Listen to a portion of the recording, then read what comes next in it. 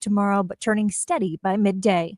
This report is sponsored by Taco Bell. Taco Bell's $5, $7, and $9 Lux Cravings boxes give you options from a meal of classic faves to a feast of more indulgences to a whole world of deliciousness. Get Lux for less and choose your Lux Cravings box at Taco Bell today. At participating stores while supplies last. Prices vary. Drinks excludes freezes. Tax extra. Guess what? Discover's accepted at 99% of places to take credit cards nationwide. You heard right, 99%. If you don't think so, maybe it's time to face facts. You're stuck in the past. Based on the February 2024 Nielsen report, learn more at discover.com/credit card. Number 1 on your car radio preset and the new and improved iHeartRadio app. WDAS and WD273D Philadelphia is Fox Sports Radio, The Gambler.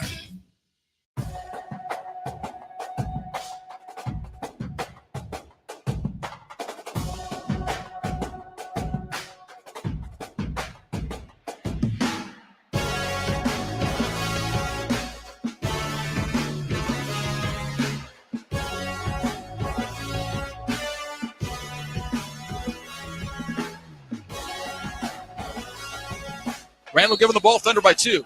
Lobs it. It's in the air. Gathered by Dub. The Thunder win it. 128-126. They're one win away are the young Thunder, the top seed in the West, from advancing to the NBA Finals. Oh, yes, indeed. Oklahoma City, one win away, as you just heard, courtesy of the Oklahoma City Thunder Radio Network. Nice win last night on the road in Minnesota. A lot of questions I have about that game last night. If you judge your timeline, I'm sure that we're all in agreement. Things didn't end the way that we all wanted it to end.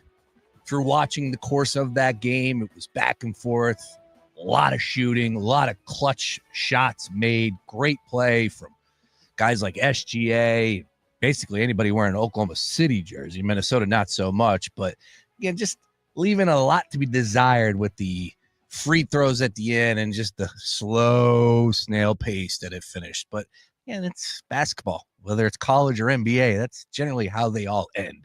We'll discuss that. Trust me, we're going to get into the Knicks and Pacers. Oh, man, do or die tonight for the Knicks. And the Indiana Pacers had it. They had it. I'm so mad. How do you lose that game, Indiana? That's it. That's the series. Nobody in the history of the NBA playoffs, not one damn team has ever come back down 3-0. Not one. So here's Indiana. The way that the series has already played out. You go into Madison Square Garden, a place that where you weren't supposed to win a game because the big bad Knicks fans were going to be all up in your face, throwing garbage at your fans, walking around downtown Manhattan. And the Pacers go in and steal the Knicks dinner and dessert in back-to-back games, and they come home and have a 20-point lead. And if they win that game, they're beating the Knicks, going to an NBA Finals, no ifs, ands, buts about it. And they lose? How do you lose that game? Well, if you've been watching the NBA playoffs, you would know that 20 points is a dangerous lead. Very strange, very odd postseason we are seeing right before our eyes. So I do expect a little bit of the unexpected, to say the least. But here we are tonight. We'll fire up DraftKings Sportsbook. Of course, we're going to talk a lot about the Pacers and the Knicks. Game 4 coming your way this evening.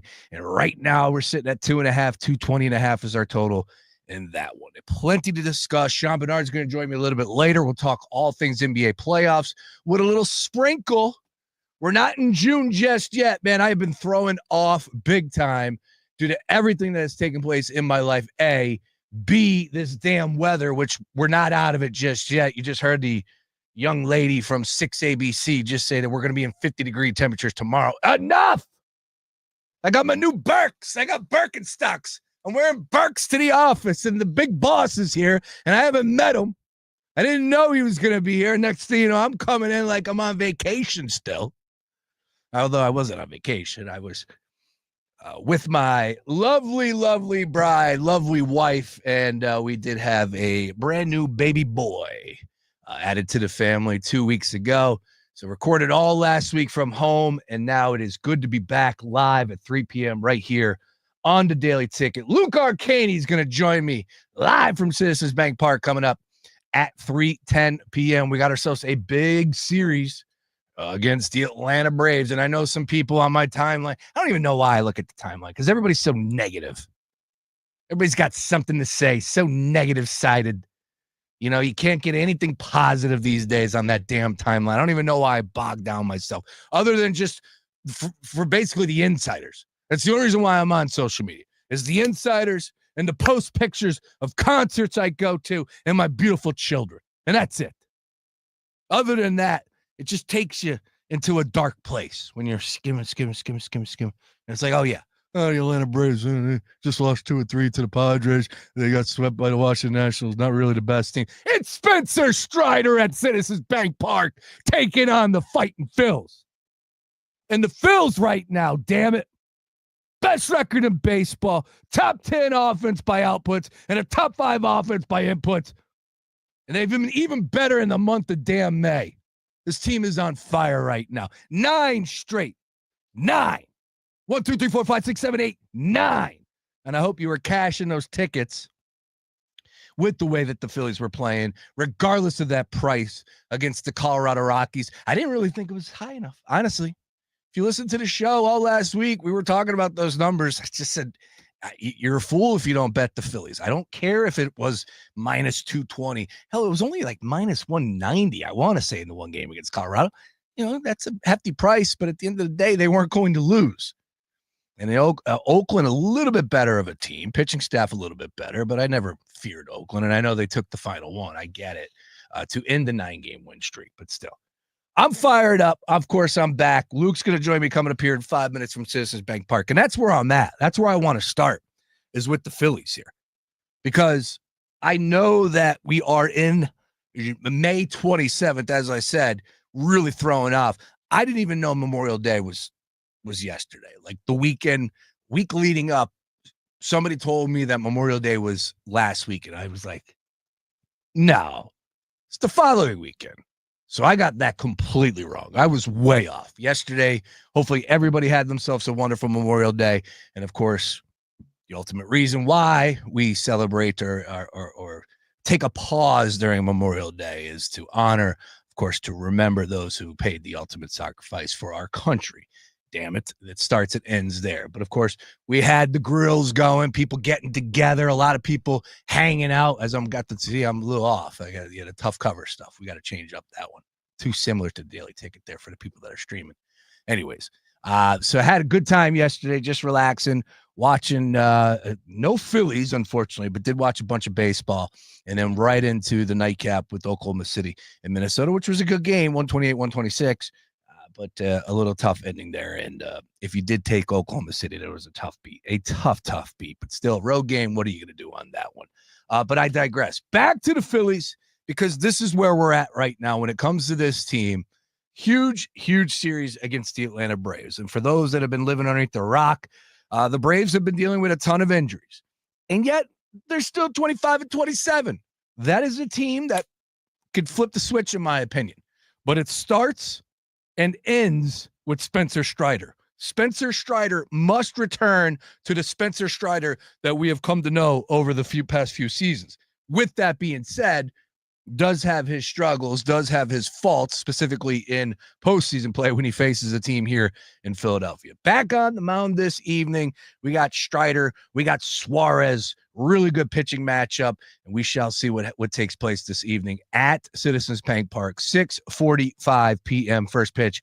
Right now, Fightins and Rangers. Suarez on the hill, minus 122, DraftKings Sportsbook. Spencer Strider and the Braves, plus 102. With that being said, he's early. I love it. That's Luke Arcaini, dialed in all the way from Citizens Bank Park, ready to go.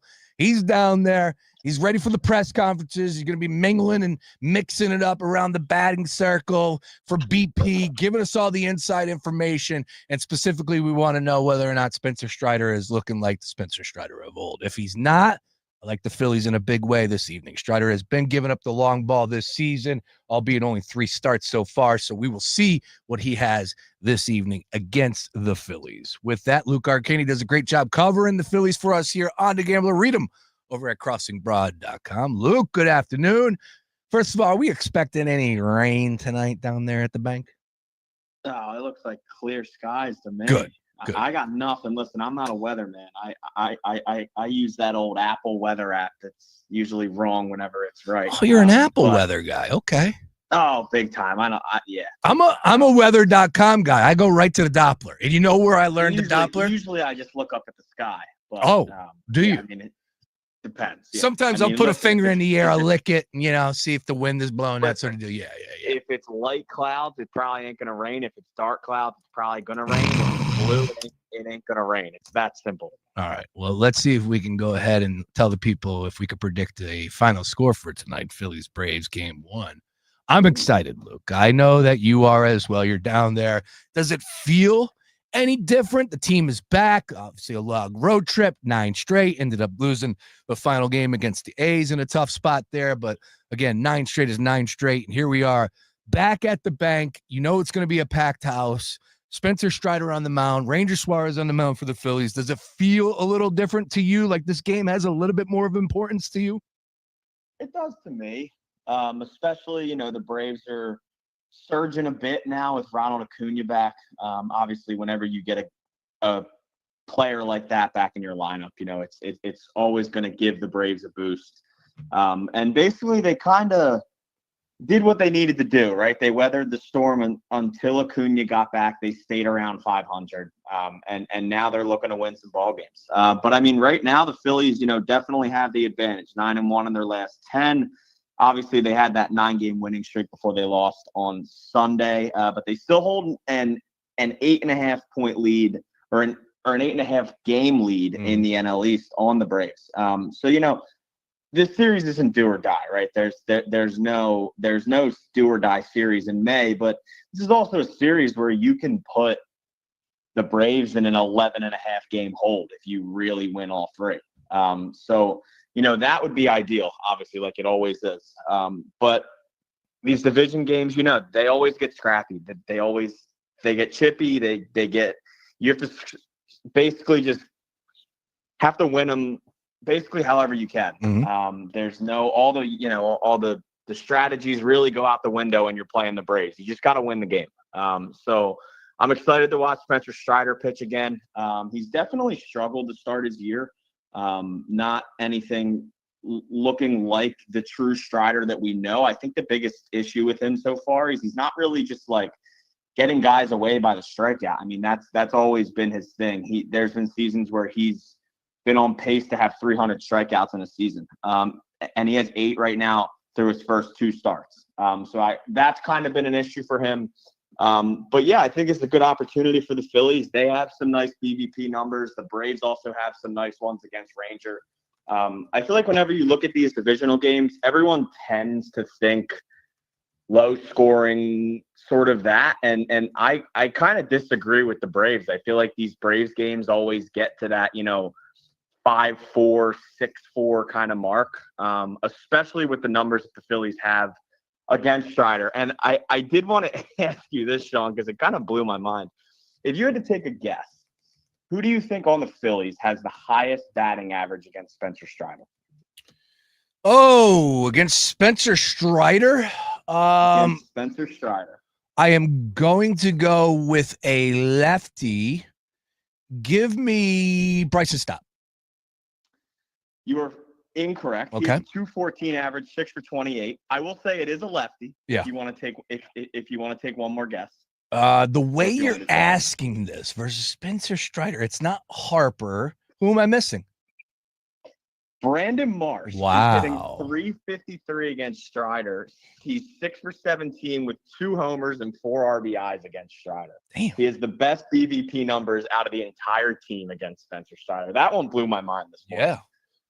Yeah, no, you're right about that. You threw me off a little bit there. I like that. I should have sniffed you out the reason why you're asking that question. I knew it wouldn't be Harper. Come on, man. It had to be Brandon Marsh. All right. So as far as with this Phillies team, and again, staying with tonight's game against the Atlanta Braves, Spencer Strider, as we talked about, only 2 starts, been dealing with injuries, comes back.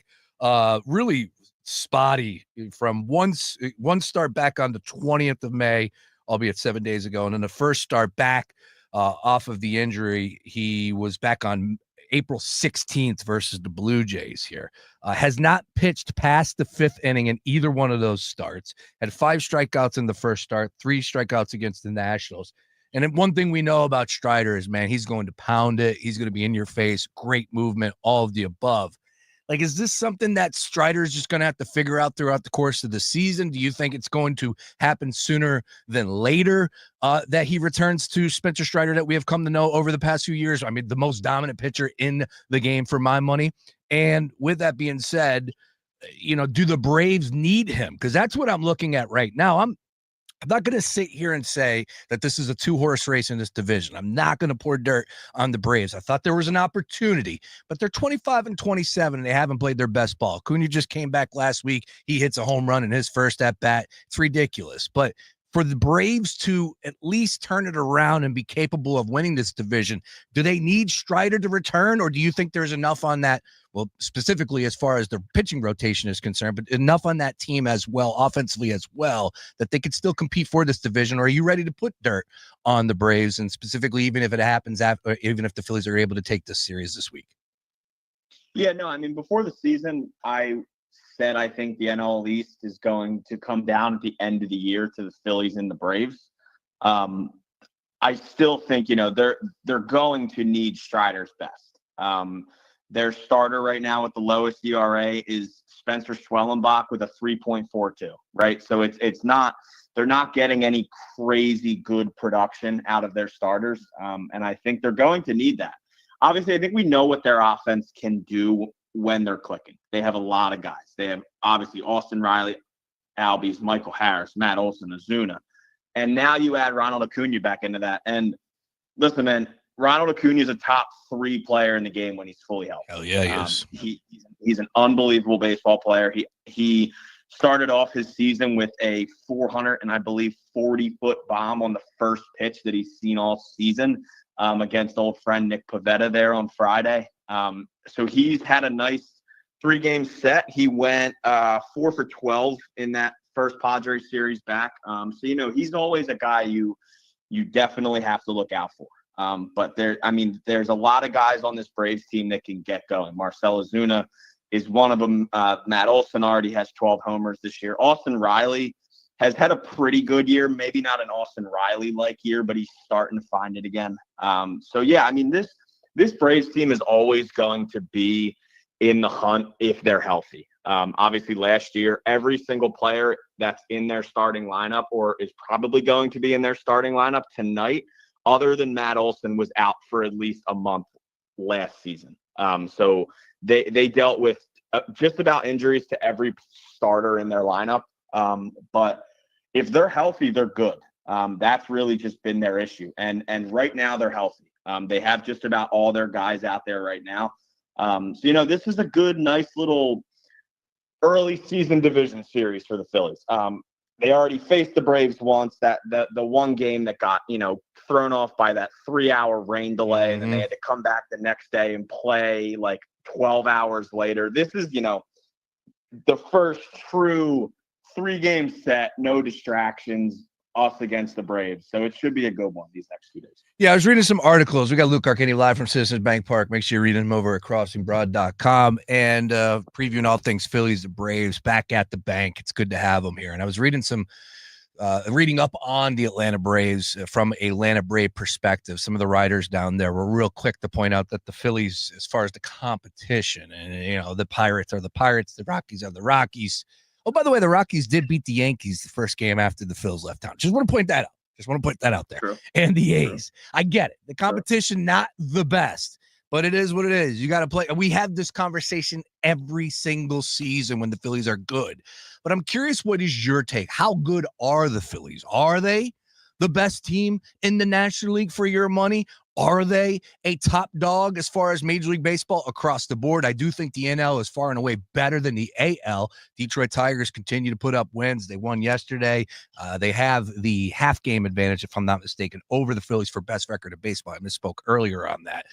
But with that, I'm curious to know, where do you stand on that discussion as far as, I get it. The 9-game win streak has been pretty damn good. This team has hit the gas pedal since late April. How good are the Phillies in your mind? Are they improved off of last year? Because I know I'm hearing that from Phillies fans' perspective. Like, yeah, it's going to be the same song and dance once it comes to September. That's a very negative, pessimistic outlook on a 162 game schedule that I would not wish for anybody to have. But for your money, your opinion, you watch this team night in, night out. You go to all these home games. How good are the Phillies in your mind when you match them up across the National League? Yeah, I mean, they're a good baseball team. Listen, if you want to sit there and you want to say the Cubs are the best team, or if you want to sit there and say the Dodgers are the best team, you can. But if you're asking me who the best team in the National League is through 54 games of this regular season, you probably should look at the team with the best record. That's just kind of how it works. They have the most away wins on the season. They've improved from last year on the road. They're playing way better baseball on the road. 9-1 in their last 10. The offense is really starting to come around. Obviously, we know the whole Harper thing since he shaved his head. He's hitting like 360. Alec Boehm's hitting really well in May. Brandon Marsh is hitting really well in May. There's a lot of guys that are contributing. I mean, Kyle Schwarber should have some nice MVP odds right now. That's the kind of season he's having. I think we already know what this rotation's doing right now. Luzardo's been one of the best pickups in all of Major League Baseball from last offseason. He is up there in the Cy Young, odds right now. This team's in a really good spot. I mean, I don't know what people want throughout these series because they tell you that May doesn't matter and the season doesn't start till October. That's what you heard all offseason. But then when they drop a game to the St. Louis Cardinals on a Tuesday night in May, then the sky is falling. And then they win 9 in a row, and they tell you that the wins don't matter because the teams aren't good, even though everybody in baseball plays every team throughout the season. So this is the time of year where I use that mute button a little bit because it's too much. It's everybody needs to have a tape 24/7. And sometimes you need to just sit back and watch because I'll tell you what, if the Phillies went 1 for 9 over their last 10, I think we'd have to trade Bryce Harper, fire Rob Thompson, and let Schwarber walk now. So there's levels to this.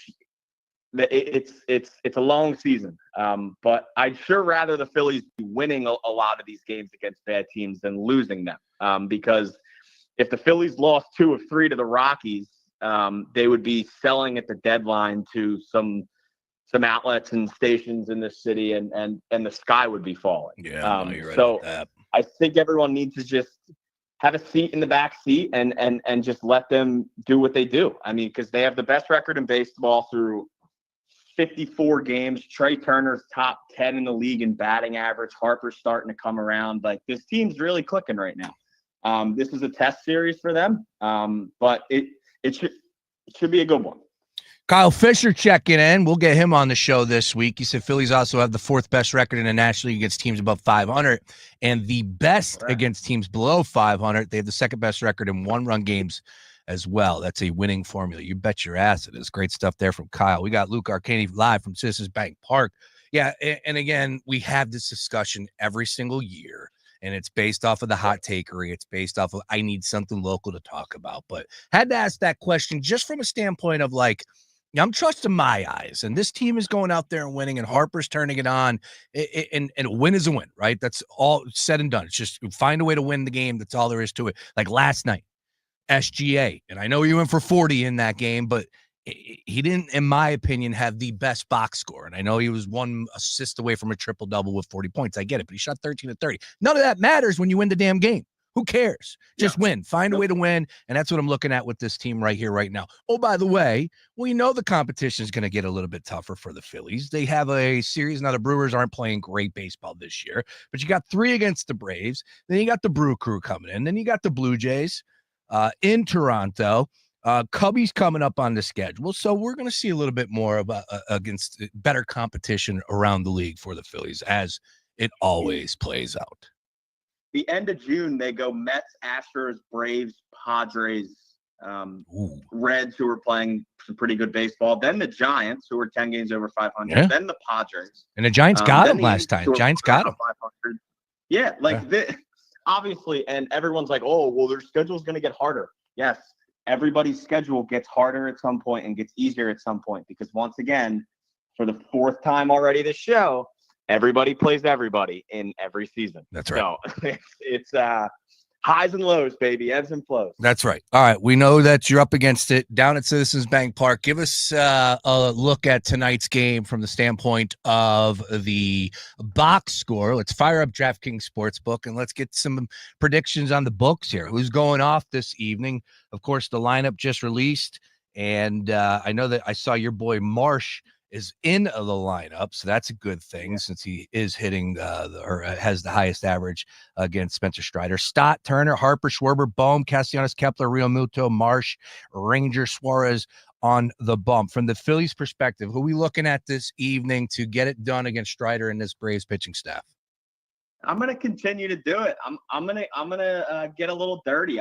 I know me and Joe were talking about this earlier. Our friend Joe Tanzi, and I know he wrote about this for Crossing Broad. But I'm gonna trust the stats here. I'm gonna roll with Brandon Marsh. He's had a really nice May, so I'm gonna roll with Marsh. Other than that, I'll probably look to Bryce. I think he's really starting to find it again. And I think a nice home series against the Braves. I think he has a nice chance to really make an impact tonight and this whole series. So I'm going to roll with Marsh and Bryce. If we want to throw together maybe a little Marsh hit, Harper hit, Phillies money line kind of thing. I know the Phillies money line is a little down. It's more towards a pick 'em tonight. I think it's around, it's like minus 120 area. So you should get some pretty nice odds on that. Strider, once again, 5.79 ERA, 2 starts, hasn't pitched past the 5th inning. Do you expect him to figure it out tonight against this Phillies lineup? I think he'll look better than he has, but I don't fully expect a Strider masterclass tonight. I would give maybe 5 1/3 type of thing. I think maybe his next start. But I don't think the Phillies are the best team for him to fully find it against because we've definitely had his number in the past. All right. Luke Arcaini, fantastic stuff as always, crossingbroad.com. Before you get out of here, though, Luke, a couple quick ones from the world of Major League Baseball. O'Neal Cruz from the weekend. What in the world is going on? Since 2015, we haven't measured this. Major League Baseball hasn't measured the hardest hit baseballs. Giancarlo Stanton had 3 out of the top 6. O'Neal Cruz has hit the hardest baseball since 2015, since StatCast has ever recorded. I forget what exactly the terminology is, but a 122 miles per hour. That thing was a laser Dude, out there in Pittsburgh. That thing was on a rope. I mean, that was one of the most line drive home runs we'll ever seen. 122.9 exit velocity. Exit velo. There you go. That's it. My bad. Now, here's the thing that blew my mind, though. The thing that blew my mind is he just came up. He's only been playing Major League Baseball for a few seasons now, 2, maybe 3. And this dude has 3 of the hardest hit baseballs since they started recording the stat. Him and Giancarlo Stanton are on the same level playing field. It's absurd. Yeah, I mean, you got to look at him, and then you could probably see why he hit it so hard. He's 6'7". He's jacked. 6'7", 215. And the dude just freaking rakes. That was nuts, man. That was an absolute laser of a home run. Yeah. And finally, Shohei Ohtani going back-to-back in games to open up the game as far as leading off the game. And what else can we say about this guy? And I know he's been working on getting back on the mound right now. How are we looking at Shohei right now? Is it just his award and everybody's playing for second as far as National League MVP is concerned? I know you're going to be like, yeah, it probably is. He's minus 130, so that's why I'm asking. He's minus 130. You would think it'd be a little bit more. So I don't think so. I don't think it is. Listen, he's obviously the favorite. But Fernando Tatis is having an awesome season. Kyle Tucker's having an awesome season. Pete Crow Armstrong is just I mean, that guy's already a top 25 player in baseball. Yeah. Unfortunately for Pete Crow, nobody knows who the hell he is. That's unfortunate. I mean, dude, a guy like Freddie Freeman is hitting like 340 right now, and he's like 6th in odds. So while it is his award to lose, it's definitely not locked in yet because the National League is absolutely loaded. If you look at the odds from the American League compared to the National League, and obviously Aaron Judge is going to win that award. But you go down and you look at the guys. You have a guy like shortstop for the Orioles, Henderson. Like he's not having a great year. He's 4th in odds.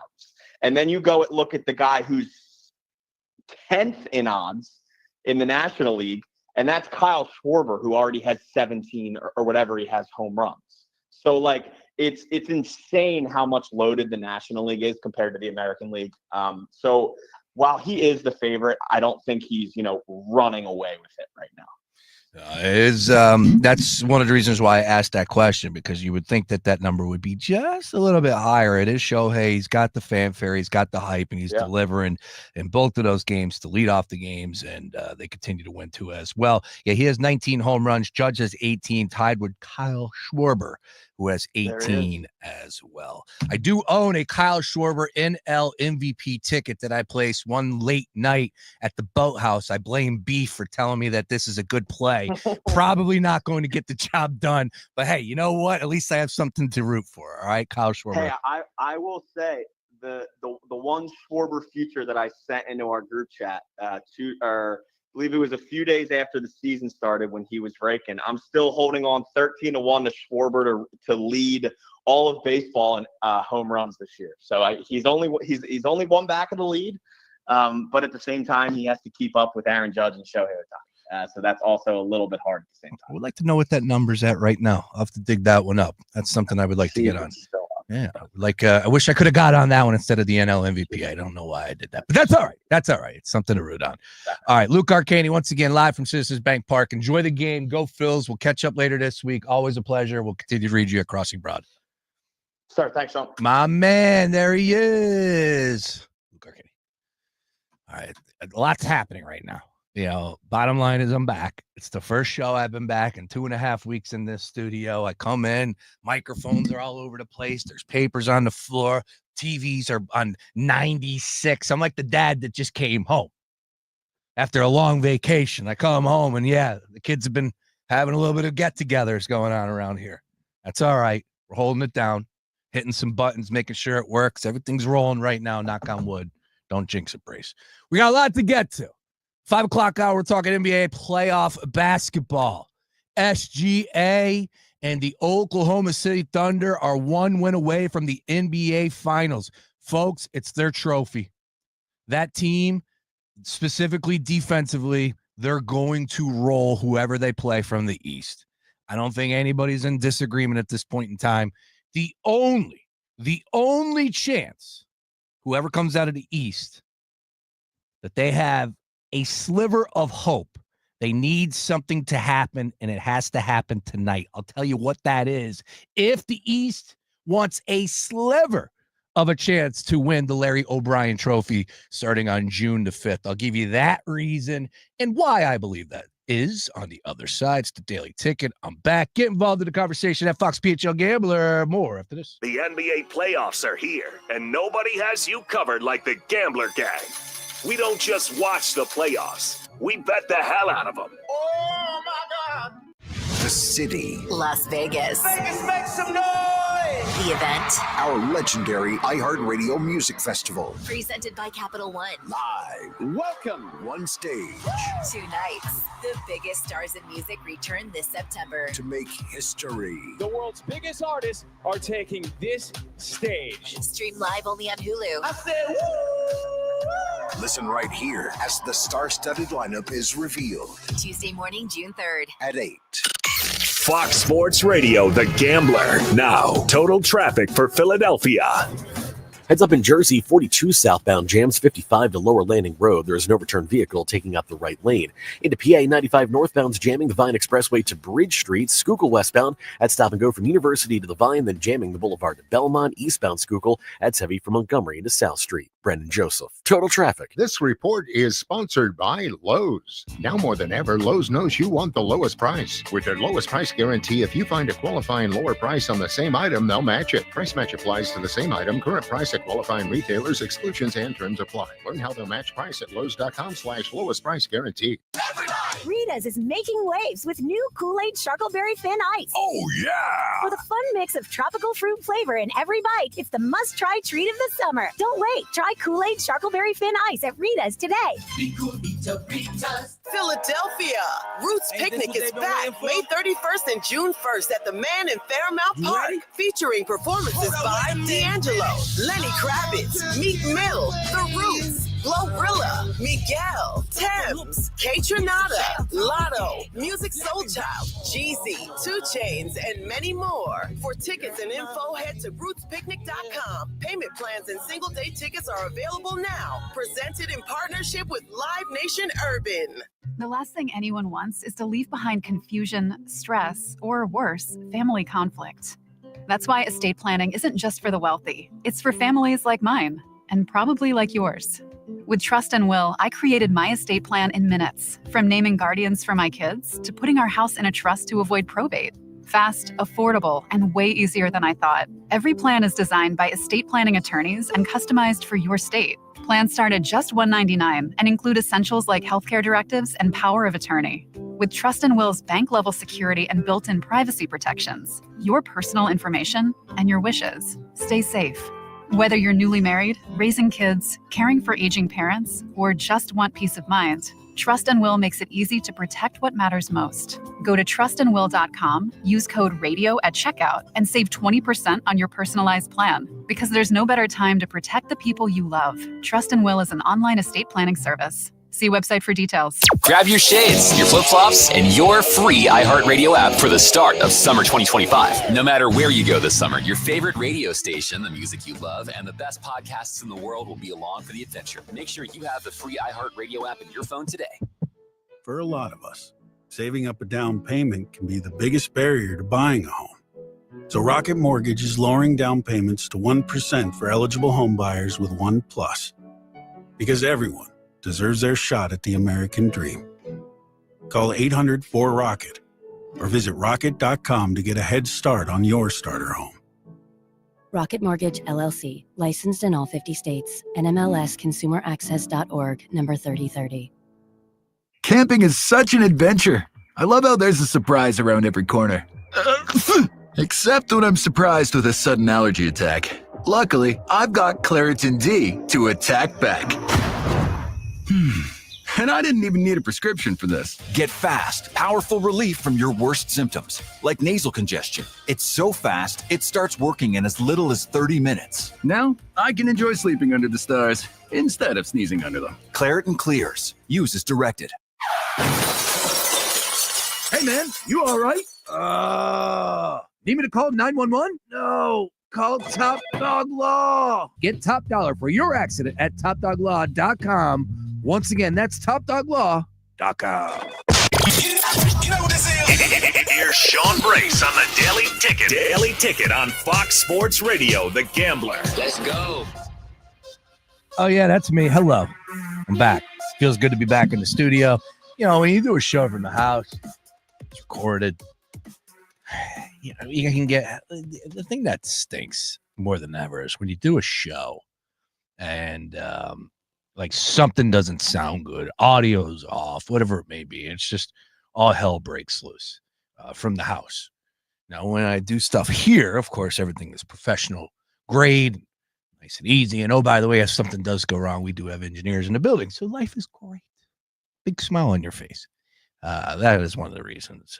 But it comes back to, of course, having all the bells and whistles, the audio to be able to play. Of course, Luke Arcaini calling in. We're streaming guest here. But I can't thank the Gambler gang enough for stepping in last week, helping me out. Mark Henry Jr., Sean Barnard, who's coming up a little bit later, Sam Ostry, and the rest of the gang, once again, being there and keeping everything rolling as far as Powers, Mike Powers, of course, doing a lot behind the scenes right now. Matter of fact, been talking a little bit about the PGA Tour. We will a little bit later in the program from the weekend. Got some great sound, but wear SPF, Justin Thomas's brand from sunscreen. Look at this. I'm loaded up. SPF 52. Don't mess around. And the lip balm going right in the golf bag. Need it. Got to have it. And I just found out why Justin Thomas got behind this. I didn't know. but he was very lucky. He caught something pretty early. I'm going to get the full lowdown on Wear SPF. But nice Justin Thomas product here going on. Performance sunscreen. And as a bald man, as a guy who plays golf, who is looking forward to playing more golf coming up here in the next few weeks after everything calms down, you can't mess around with that sun, especially out there on the golf course. So looking forward to learning more about the product and, of course, wearing it as well. Wear SPF. I believe that's wearspf.com because we were talking about it when we were at the Truist. Correct. Wearspf.com. Check them out right there and definitely order up and purchase anytime you get an opportunity to see it if you need sunscreen. Doesn't have any of the chemicals and no smell to it. It's just a perfect sunscreen, of course, put on by Justin Thomas from the PGA Tour. All right. We do have a lot to discuss in the sports world from the weekend, getting caught up on everything that has happened locally. And when we start talking about the NBA, we have to, or NBA playoffs, of course, we do find ourselves inching closer to the NBA draft with what the 76ers will do. So Sean Barnard will have that for me coming up a little bit later. But if you would not mind, on Sunday, I was able to check the box of a band that I have been trying to see for a long damn time. And it is Metallica. Yes, everybody was there. No, not Post Malone and Jelly Roll. Although I'm sure it was a good concert. Post Malone has some songs. Jelly Roll has a great audience. He's out there hooping with the 76ers. Sign him. But Metallica, 2-day run here at Lincoln Financial Field, and I was able to make Sunday with a great group of guys. And let me tell you, they delivered and then some. The set list was incredible, from old school, songs to just really rip you inside. I couldn't believe how loud they sounded at Lincoln Financial Field, how crisp. Lars just banging the drum. Nobody hits the drums like Lars. James still just hitting the notes. Just what a fantastic performance from start to finish. 2 hours in your face. Pantera was there on Sunday. Limp Bizkit was there on Friday. Much different vibes, I would imagine. Although Limp is putting on a good show, they're having fun at their own expense, and but still, they have some quality songs and quality beats. And Fred Durst is just acting up. But Wes Borland is a hell of a guitarist too. I just want to give him some love for Limp. But Pantera was an interesting little spot to open the show. You never think of Pantera opening, but here they were. And Lincoln Financial Field was packed, absolutely packed from top to bottom. Mosh pits going on. I was even thinking to myself, I was like, man, I would love to get down there. A little too old for that. But last time I was moshing was up on Montage Mountain for Godsmack. Yeah. Good times, though. Metallica killed it. If you were there, let me know what your thoughts were at Fox PHL Gambler. At Fox PHL Gambler. The stage was an interesting setup. I don't remember too many stages that were circles like that, but I did prefer it. I did like it. And then they had these huge poles, like 5 or 6 poles that had video screens, and just the sound system is insane. And that's one of the things that stood out to me, because you saw what Post Malone and Jelly Roll did at Citizens Bank Park on Saturday and outside Citizens Bank Park. And then we were there early on Sunday, and they're gone. It's amazing to me that these people can build these cities up in the middle of these fields and then have them down in hours and then on to the next city. It's just incredible what they're able to do. And I know, it probably seems easy to them, but in the grand scheme of things, man, just insane to be able to see that first person and understand, hey, man, in 10 hours, everything is broken down, packed up, and onto the next city.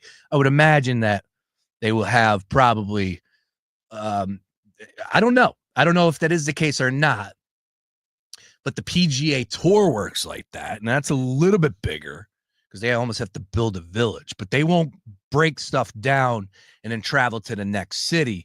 They already have trucks loaded up and essentially, the same setup for each city, each tour stop. And it's like, okay, well, the Truist, their next stop wasn't last week. I think it was to the Memorial. So that type of those trucks would go into 2 weeks down the road, and then vice versa. Just keep it going. I don't know if Metallica or bands are like that. Who knows? But man, really cool time at Lincoln Financial Field, and Metallica delivered, and then some. Well worth the time. Price of admission, I'm not too sure, because I was very grateful to get a free ticket from my guy Sherb. Shout out. Hit me up, said, hey, man, if you can make it, let's go. Because I didn't think I was going to be able to make it. But the wife gave me the thumbs up. Boom. I was there. We had a blast into the late hours on Sunday evening.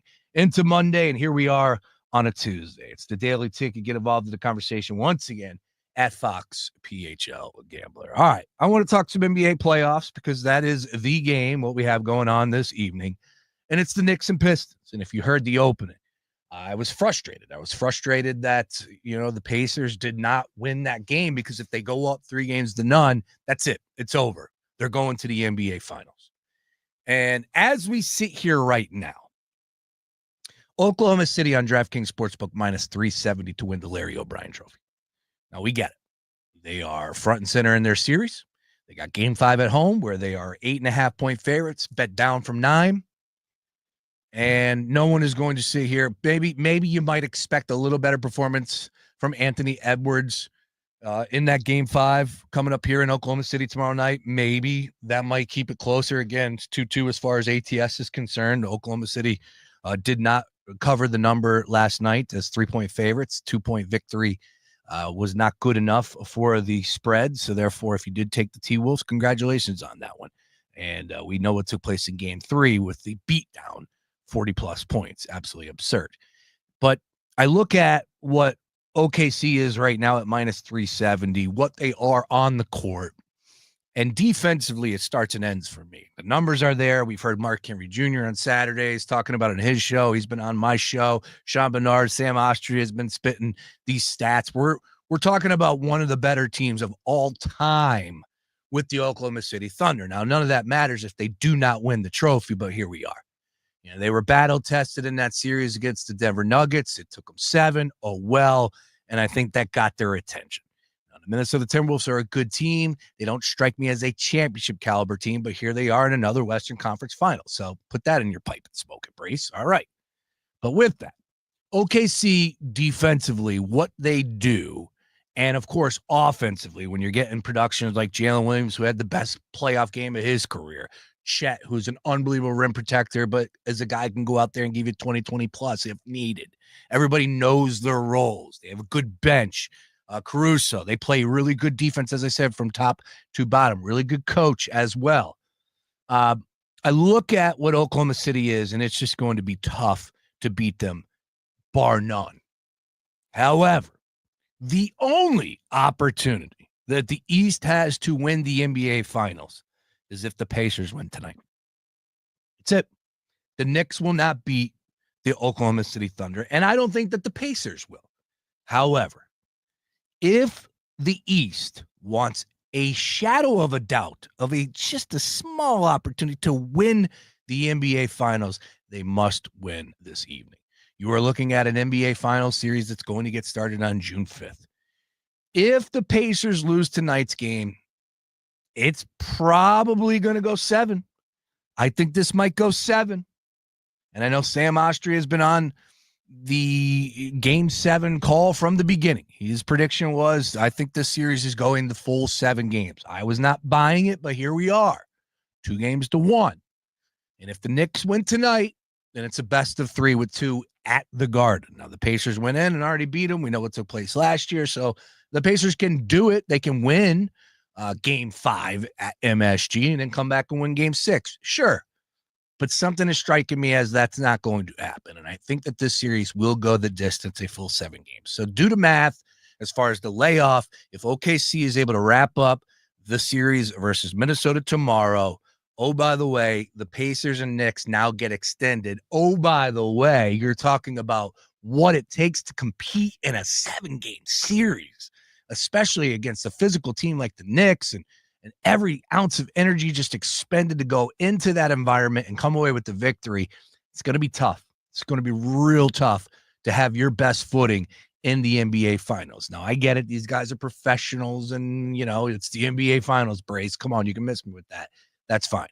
I would expect those numbers to just balloon in favor of Oklahoma City. Now, there will be some buyback, of course. People will buy into the Pacers and, the true Cinderella team coming through and making the NBA Finals. Nobody had them doing that. Everybody had either the Celtics or the Cavs coming out of the East. But here we are, and the Pacers have to find a way to win tonight's game for them to have an opportunity to win the NBA Finals. That's one man's take. Love to know your thoughts on that at Fox PHL Gambler, at Fox PHL Gambler. DraftKings Sportsbook, where we're getting our future odds from. OKC minus 370, Pacers plus 550. The Knicks 12-1. All you Knicks fans out there, you believing? If you are, then you better be firing. And if you believe in Minnesota, you need your head checked. They're at 40-1. Anyways, it is intriguing though, as far as the series markets right now. Pacers minus 230 to win the Eastern Conference Finals. The Knicks plus 190. Again, if you're a Knicks backer, this is the game tonight. Now, I know I'm kind of a little bit over both games here, and it's tough because I know the game tonight it means more to everybody in the NBA, fans, and of course the fan bases locally here. We know more about the Knicks than OKC and the Minnesota Timberwolves. But the T-Wolves last night, just defense across the board, have shown us night in, night out throughout the course of a regular season. That is why that they are in the position that they are. But SGA was the MVP. Like I said, you're getting Jalen Williams going out there and balling. Chet is an unbelievable rim protector, had a huge swat at the end of the game last night. And it's a system that they're all comfortable in right now. They got a lot going in their favor. And if they keep it going, that's going to be the conversation. It's like, okay, now who's going to leave Oklahoma City to go to a brighter venue, right? Is there an opportunity to go in there and trade for one of these guys? I don't think that Chet's going anywhere. I'm not sure on Jalen Williams' contract. Of course, SGA, we know the story of how he ended up in Oklahoma City, but what will be written, and people will be trying to, take that team apart any which way they can, but they're dominant, and it starts and ends with defense. Now, back over to the east side of things with the Pacers and the Knicks, and that's why the Knicks ended up winning game 3, because defense. You look at a guy like Jalen Brunson, who is an unbelievable offensive ball player. He's elite. One of the best in the game on the offensive side of the ball. But if he doesn't get into foul trouble, are the Knicks winning that game? Probably not.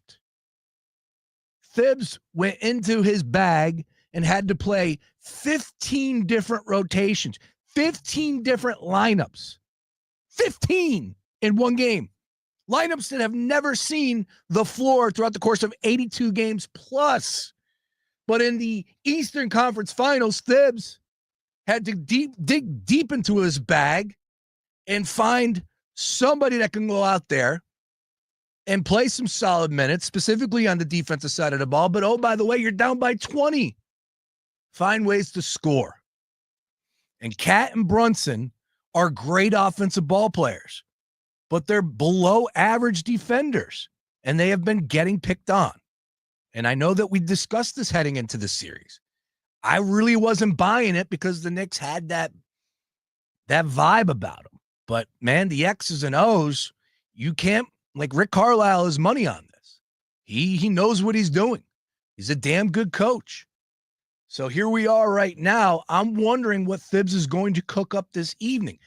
For my take is, I think he was forced into those positions due to the foul trouble, and therefore he had to make some just moves that ended up working out for him. But shockingly, I don't know if Thibs probably thought that he was going to find a way to win that ball game when Brunson goes into foul trouble the way he did. But they found a way, and they ended up coming back down by 20. Well documented. We know how that played out. But the question is, for tonight, what do you do? Do you continue to go to those lineups, or do you stick to your bread and butter and you have to play Brunson his full total minutes? Don't take him off the floor, so on and so forth. Cat as well. I don't know. I think defense, man, if there's one thing we're learning so far, and like I said, with OKC, there's nobody on that Oklahoma City team that's a below average defender. Not one player. Not one. Now, on the flip side, because I know we're spending a ton talking about the Knicks here, I am. Let's talk about the Pacers. How did they end up losing that game? Because that's the inexcusable part, right? Like the Knicks coming back, it's glorious, it's unbelievable. It was cool to watch for a lot of people. If you had money on it, God bless. Like, just as NBA fans, here we are. We want to be entertained. There's not much happening in the world of sports on a nightly basis. We got MLB. We do have NHL. Stanley Cup Finals coming up, looking like we're going to have a rematch. Shout out Carolina Hurricanes, making it a little bit more of a interesting series with the victory last night. But still, we're getting down to the nitty gritty, right? We're going to be focusing on the Phillies and 100 days out of the NFL kickoff for the Cowboys and Eagles coming up here a lot over these next few days. And, oh, by the way, the NBA draft. But for the Pacers, 5 of 25 from downtown in that game. If they hit 3 more three-pointers, are they winning that game? If they go 10 of 25, are they winning that game? Probably. So I'm looking at this game tonight from the betting perspective. 2.5-point spread.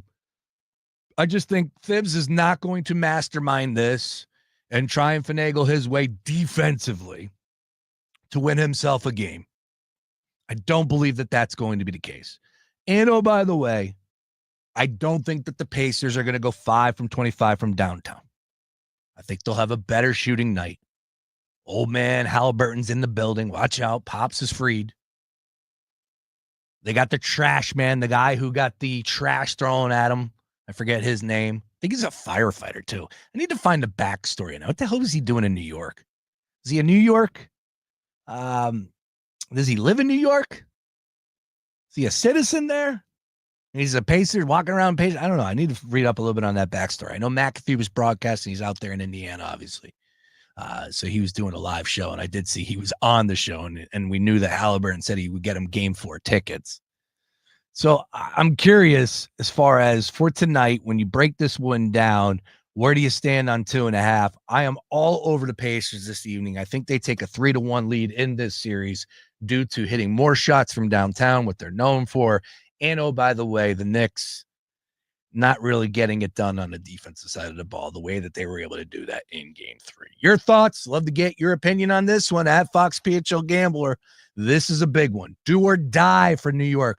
You're not coming back from 3-1. I don't see it. You're not going to win the series. Could you make it interesting? Make it 6, make it 7? Possibly.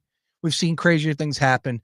But when it comes to coming back and winning series when you're down 3-1, doesn't happen all that often. When you're down 3-0, it never has happened. Never happened before in the history of the NBA playoffs. And I think only 3 times we've seen a game 7. So frustrating for the Pacers not to get game 3. But if they follow up tonight with the victory, then we can move on and start focusing on a Pacers and Oklahoma City Thunder NBA Finals. But again, all eyes on the calendar. That's a long period of rest for OKC if they're able to get the job done tomorrow and then opening up game 1 on June 5th. Your thoughts at Fox PHL Gambler. Once again, all things NBA playoffs. Nobody does it like us here on The Gambler. Sean Barnard's going to join me at 5 o'clock. Sam Oster will have him on a little bit later this week. Mark Henry Jr. as well. And then some. The Gambler gang has been representing a big way when it comes to the NBA playoffs. 4 o'clock hour on the other side. We'll keep it moving. Talk a little bit more big picture as far as MLB is concerned. Get caught up in the PGA Tour. Pretty good stuff over the weekend. Scotty Scheffler, Ricky Fowler, everybody was playing. Everybody was hoping Scotty was coming, but a little bit too much to dig himself out of there. We got some great sound from the winner on Sunday. We'll talk more about the PGA Tour from gambling perspective as we look forward to this week as well. And the U.S. Open right around the corner. A lot to do, though. Phillies and Braves, folks. A lot of discussion happened. We had Luke Arcaini on the show to open up shop from Citizens Bank Park, a big one. And I know some people are trying to downplay this. I'm not a downplay type of guy. If you listen to this show, I like juice. I like energy. I like games that, have a little bit of substance behind it. And Spencer Strider and the Atlanta Braves, yeah, coming back to Citizens Bank Park, that's a big damn game, regardless of the records. 25-27. They're not out of it, folks. Everybody had an opportunity to pour dirt on the Atlanta Braves, and yet here they are at 25-27. They played some really bad baseball, dealing with some injuries and some unlucky bounces, so on and so forth. But they just got Acuna back. They got some big names in the lineup. And Spencer Strider, if he finds his form, watch out. Anyways, tonight, minus 110 across the board. Money coming in on the Atlanta Braves. If you listen to the show to start, Braves were minus 102. Phillies were minus 120. Now it's minus 110 both ways. We'll continue talking on that game, all things NBA playoffs, and more. 4 o'clock hours next. More Daily Ticket after this. Patrick was way behind on his IRS taxes. I was in way over my head. The total amount ended up being somewhere just over $30,000. $30,000. Then the IRS came to collect. Started getting letter after letter. A lien had been filed against me. They were going to basically hang me completely out to dry. He had to do something. That's when I reached out to Optima Tax Relief. Patrick's life quickly got a lot easier. It was very easy, pretty much hands off. They picked up the ball and ran with it. And how'd it go? I couldn't believe it. I had to ask 2 or 3 times. I saved an incredible amount of money. How does Patrick feel about Optima? Couldn't be happier. They definitely helped me. Optima Tax Relief, the best place to call. They're the best in the business. Do what Patrick did and call Optima Tax Relief for a free consultation. Call 800-354-2840. 800-354-2840. 800-354-2840. Optima Tax Relief. Testimonial from an actual client. Some restrictions apply. For complete details, please visit OptimaTaxRelief.com. CEOs You Should Know, brought to you by Comcast Business. Jennifer Lawson, President and CEO of Keep America Beautiful. We believe that everyone deserves to live in a clean, healthy, and beautiful community. And for us, that means engaging people in opportunities to help clean up their community, to make decisions about how and where work needs to be done in their community, to improve recycling rates, to improve education around the importance of not littering. And then the whole green side of the equation, which for us is about tree planting and flowers and the power of beauty to improve health, drive action, and really help people get inspired and to love where they live. And how do you do that? Through a network of 750 affiliates across the country. We help communities manage litter in their towns. We organize volunteers for litter cleanups. We host recycling events. We provide recycling education, litter education, and then we help plant trees and flowers in parks and oftentimes in private streets and areas responding to disasters. You can learn more about Keep America Beautiful at www.kab.org, and you can find all our social channels there. We're across all the normal platforms, and we welcome your engagement. Comcast Business, powering possibilities. Lowe's knows that summer starts with Memorial Day deals. Right now, select paint, primer, and stains, or buy one, get one 50% off via Visa gift card rebate. Plus, get 2 select 1.5-gallon annuals hanging baskets for just $15. Shop these Memorial Day deals before they're gone. Lowe's, we help, you save. Valid through 5/28. More terms and restrictions apply. See Lowe's.com/rebates for details. Selection varies by location. While supplies last. Annuals offer excludes Alaska and Hawaii. Wondering what a personal message with your credit card number has in common with way too many pictures of your dog? Well, they're both private. Because on WhatsApp, your personal messages are yours. No one else can see or hear them. Not even us. WhatsApp. Message privately with everyone. Hey, this is Lincoln Kennedy. Here's what's trending on the iHeart Sports Network. Presented by Mercedes-Benz. Phase 3 of the Eagles offseason program is underway. The world champs return to work today for the first of several OTA practices before next month's minicamp. To baseball, where the Phillies are back in action tonight. They'll host Atlanta to open a 3-game set. Ranger Suarez starts on the hill for the NL East leaders. And WNBA star Caitlin Clark will miss the first games of her career. She's got a quad injury and will be out at least 2 weeks. I'm Scott Davidson. The Mercedes-Benz Dream Days are back with offers on vehicles like the 2025 E-Class, CLE Coupe, C-Class, and EQE Sedan. Hurry in now through July 31st. Visit your local authorized dealer or learn more at mbusa.com/dream. Fox Sports Radio, The Gambler. Now, total traffic for Philadelphia.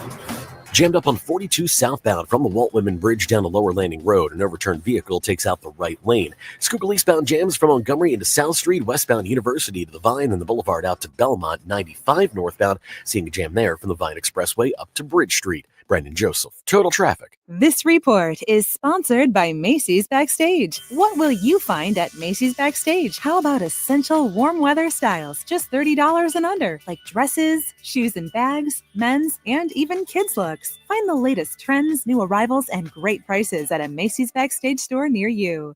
The last thing anyone wants is to leave behind confusion, stress, or worse, family conflict. That's why estate planning isn't just for the wealthy. It's for families like mine, and probably like yours. With Trust and Will, I created my estate plan in minutes, from naming guardians for my kids to putting our house in a trust to avoid probate. Fast, affordable, and way easier than I thought. Every plan is designed by estate planning attorneys and customized for your state. Plans start at just $199 and include essentials like healthcare directives and power of attorney. With Trust and Will's bank-level security and built-in privacy protections, your personal information and your wishes stay safe.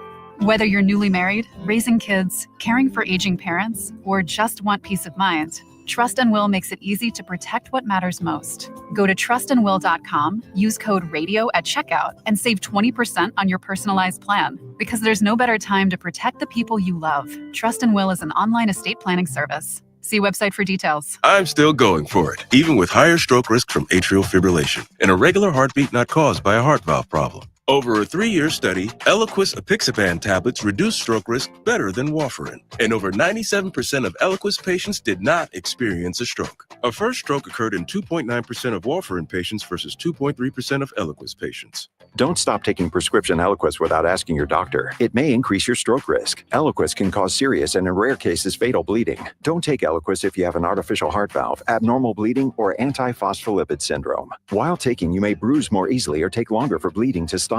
A spinal injection while on Eliquis increases risk of blood clots, which may cause paralysis, the inability to move. Get medical help right away for unexpected bleeding, unusual bruising, or tingling, numbness, or muscle weakness. Medications such as aspirin products, NSAIDs, SSRIs, SNRIs, and blood thinners may increase bleeding risk. Tell your doctor about all planned medical or dental procedures. Learn more at Eliquis.com or call 1-855-ELIQUIS.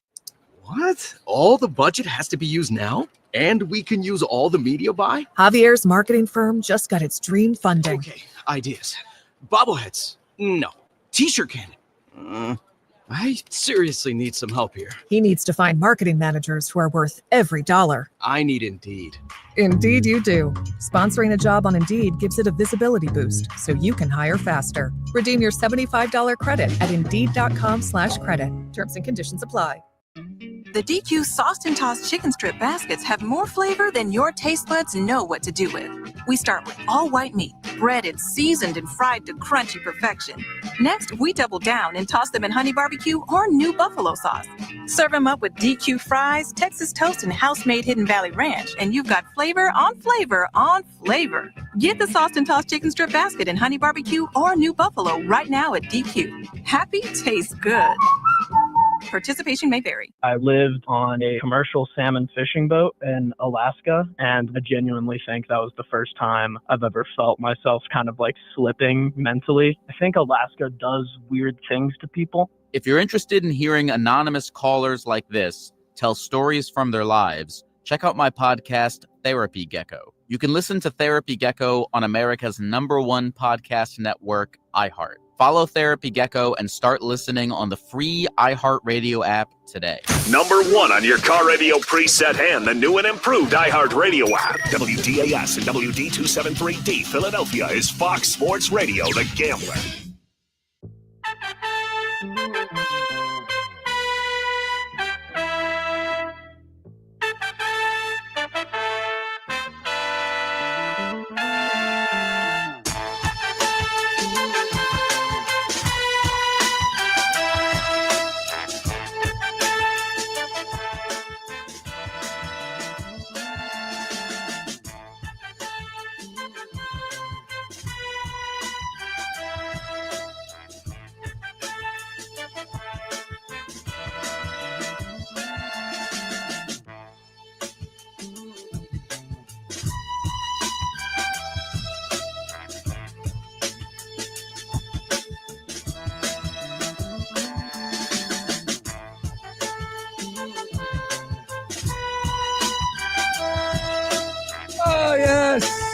Give me the horns. Give me the trumpets. All the above. Daily Ticket with you here. John Brace. Riding solo. Hey. It's my first day back in about 2.5 weeks. So, yeah. We will have some hiccups from time to time. I promise you that. But we'll be back. It's like riding a bike. It's like riding a bike being back in this studio. All right. Daily Ticket, once again, Luke Arcaini, fantastic hit, getting us caught up on everything Phillies, 9 straight, and then they ended up losing a tough one to the A's. Some people are kicking them about the competition. I am not one of those people. This is a conversation that comes up every single season for the Phillies when they're good. Who have they beaten? It's 162. Like this, I'll be fair. When the Eagles collapsed 2 years ago, right? I was one of those guys saying, yeah, like, who cares the level of competition? It's a damn good football team. I still will believe in that, even though we know what took place at the end of that season. But it was a talking point. It was one of those deals like, oh, yeah, we're in the level of competition, blah, blah, blah. Remember they beat the Bills? I think that was like the final win, if I'm not mistaken. And then everything went south. I get it. But it always comes up, or it always brings it to this angle for people out there. And it's not so much, you got the people out there that want to take shots at teams that are winning, whether they're opposing fans or whatnot. But it is a little interesting when you do have Philadelphia Phillies fans that are saying that, because like this team plays 162. You're going to have stretches where you're playing these teams that are just terrible, like the Rockies, the Pirates, the A's, so on and so forth. So like, again, we'll find out what it means in September/October, but it's May 27th. What are we going to do? Just not talk about this team? No, they've won 9 straight. And if they didn't, as Luke pointed out, if they lost 9 in a row, you'd be trying to fire everyone and trade everyone. So here we are. Enjoy it. And who cares who they have beaten? But I still believe like the A's have some good quality pitching. The A's aren't that bad of a team for considering what the hell's going on with the organization. Right? Now, the Rockies, of course, brutal. Absolutely brutal. No one's going to sit here and try to tell you different on that one. Pirates, same deal. But, there are some good players on those teams, professionals. We were talking about O'Neal Cruz and what he's been able to do, and hasn't had the best season, but still a hell of a ball player. Skeens, of course. And they were able to get that victory 1-0 with Abel getting the start. But regardless, they got the Braves in town tonight, 3-game series. Let's go. All right, speaking of let's go, we got Sean Barnard. He's going to join us coming up at 5 o'clock. We'll talk all things NBA playoffs, get back to the big picture here in the sports world. Gave you my take on the Pacers. I like the Pacers tonight, -2.5. I'll lay the number. Money line, I know that's what Sean's going to pitch, but I like the Pacers to get the job done and take a 3-1 lead in this series, and hopefully they could wrap this bad boy up in 5. Let's talk about the PGA Tour, though, and I know that again, with the Memorial Day weekend, that extra day, people were out and about on Sunday, so I don't know if you were able to watch too much, but shout out to Ben Griffin getting the job done with the Charles Schwab Challenge, and he shot 12 under total, shot 1 over on the final round. I know a lot of people were trying to build up Scotty coming up, and of course, Ricky. I was pulling for Ricky. I wanted to see Ricky get the job done and get over the finish line. He shot 4 over in that final round. Not exactly the best day by Ricky, but always fun to see him up there at the top of the leaderboard. Axe shape of T. I'm a big fan of him. He had a bad final round as well. But credit to Ben Griffin getting the job done. Again, I know that there are plenty of people that are out there dialed into all things PGA Tour. Ben Griffin is not a guy that I've been paying attention to all that much. He's 29 years old, out of Chapel Hill, North Carolina. But what I will tell you is that I love when these athletes just give us the honesty when they get on a microphone and they're real and they remove that guard. And all of a sudden, just even if it's for 5 seconds or 30 seconds or a 5-minute clip conversation, you see who they are. And you hear what's important. And it's genuine, right? Like these guys are all real. I saw who was it for the Dodgers? Max Muncy. You know, he was getting chirped at by some idiot when he's walking on the bus. And, you know, I know that New York has a ton of those fans.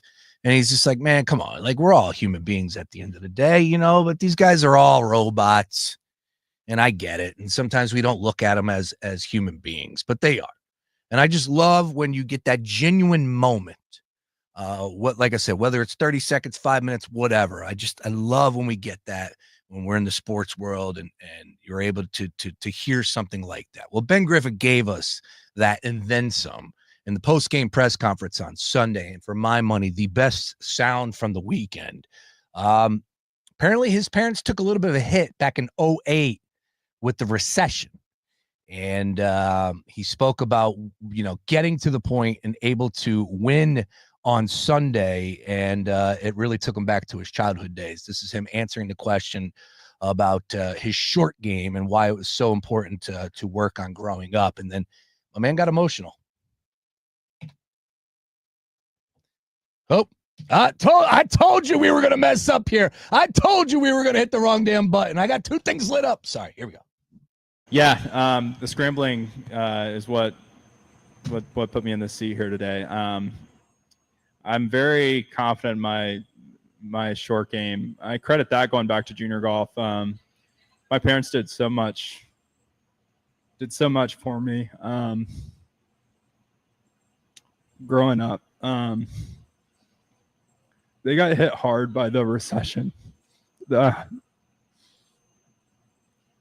The 2008 recession, and so they invested a lot in me being able to practice and compete. I didn't spend very much money on range balls. I was at a public golf course, and I would chip and putt all day. I'd hit maybe a half bucket of balls for $5 or whatever it was. And my parents, they always considered themselves middle to upper class, but I knew there for a little bit when we lost our house, when we lost everything. I know they sacrificed a lot for me. And I credit a lot of my, success down the stretch today to, my short game. And there it is. Like I said, when somebody gets on the microphone, they don't have to get choked up and emotional or anything like that for it to be genuine. I'm not saying that at all, but obviously that, hit a little bit of hit him in the heart, tugged on those heartstrings just a little bit there, reminiscent and thinking back about the hard times that his parents went through and losing the house and everything along those lines. Wasn't the only one back in those days. Terrible, terrible time in this country's history, but having the opportunity to go play golf and, not have to have the country club membership and find ways to play the game. It's tough. Like that golf is tough. When it comes to that conversation, like not everybody can play golf. And I know it's getting better. Shout out my guy, Chill Moody, the first tee. What's happening around Philadelphia here? I get it. Golf isn't a game that everybody can play. It's expensive. But it's a damn good game. It's a fun game. It's a game about what you bring. It's not a team game. It's about what you are bringing to the course that day and how you can make a difference in your game and improve versus, everybody else out there in the country that maybe was born with a pitching wedge in their hand or a putter in their hand. And, of course, a top country club membership and, would hit balls until the lights would come on. I spent time down in North Carolina when I first started playing golf. The reason why I ended up getting some really good friends and getting in the game of golf because I got a good job. I got a job on a golf course. One of my favorite jobs ever. Loved that gig. And ended up meeting some friends, some kids that were very lucky to live on that golf course, to be able to play whenever they wanted. And they were damn good at golf. At 17, at 18, at 19 years of age, and here's me picking up a club for the first time in my life. Sucked. But that's what it comes to in that type of game. And it's not the only game. I look at hockey probably in the same manner, right? It's expensive. all that equipment. I played baseball. I played baseball and football. Those are the two games that I played growing up. Everybody did in northeastern Pennsylvania. And that was it. Not everybody played golf. I wish I was able to play golf at a much early age. And, coming back to his parents and what he was talking about there, that's one of the things that stood out to me the most was, I wish I was able to play golf with my dad growing up. He didn't play golf. Not until later in life. And that would have been really cool. And now with the birth of my son, who, oh, by the way, my daughter, I'll tell you right now, is a hell of a putter. She's liking the game. I'm trying to force it a little bit on her. I'm not going to lie, but we do go to putt-putt. And I got this cool little ball it's all pink, and it's got the middle part where it's blue. And when you putt it, you could actually see, whether it goes straight. So we're working on that. We're going to start in and we're going to work our way out, right? But I think to myself, how cool would it be 10 years from now, whatever it may be, more than 10. Yeah, about 10, right? Because she'll be 15, he'll be 10. How cool would that be to have my two kids and I'm playing golf with my two damn kids? It would be unbelievable. That's a success to me. Now I'm way off the beaten path from what Ben was saying there, and I appreciate his honesty there, and I know that some people would probably be like, oh, upper class guy lost his money. Like, he missed me with that, man. He was honest with his feelings there, and he's playing some great golf. As him and his partner won the Zurich a few weeks ago, of course, just won there at the Charles Schwab. I am not familiar with his game, did not have him on my card, that's for sure, for my swinging and ding it one and done league. It won't shock me if Eitan Shander and the service that he's paying for did. I kid, Eitan, I kid. Let's have a look at that. Swinging and ding it, Moose, Mays, and Danielle. I know Moose had himself a hell of a trip. We were talking about that last week. Let me pull up that one and done. My stand last year I placed. I did very well last year.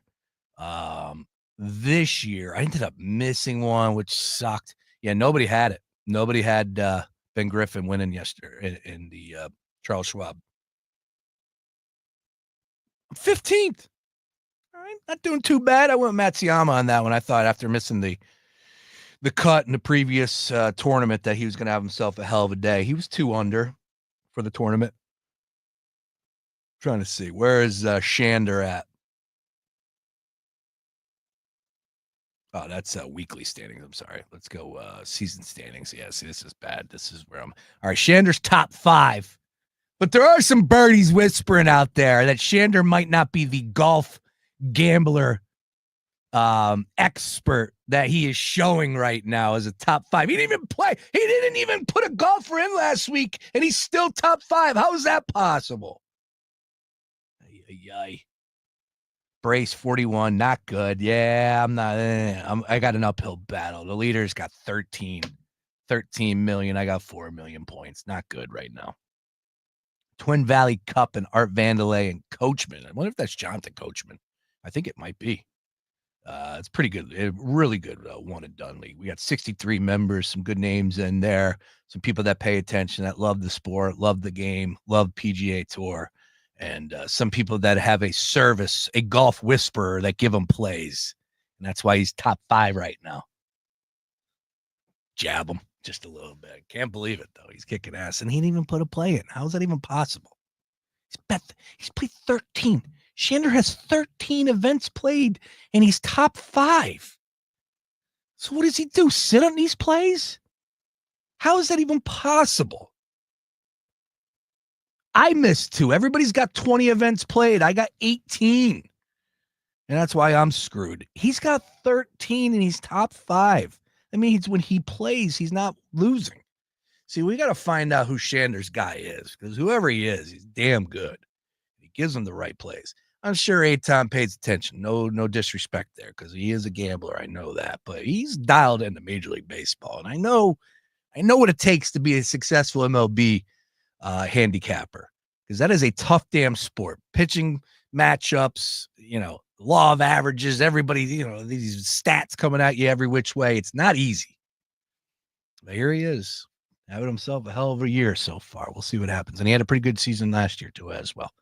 All right, having some fun. Once again, Swinging and Ding It can be heard weekly right here on The Gambler. Moose Mays and great Danielle Matthews covering all things PGA Tour.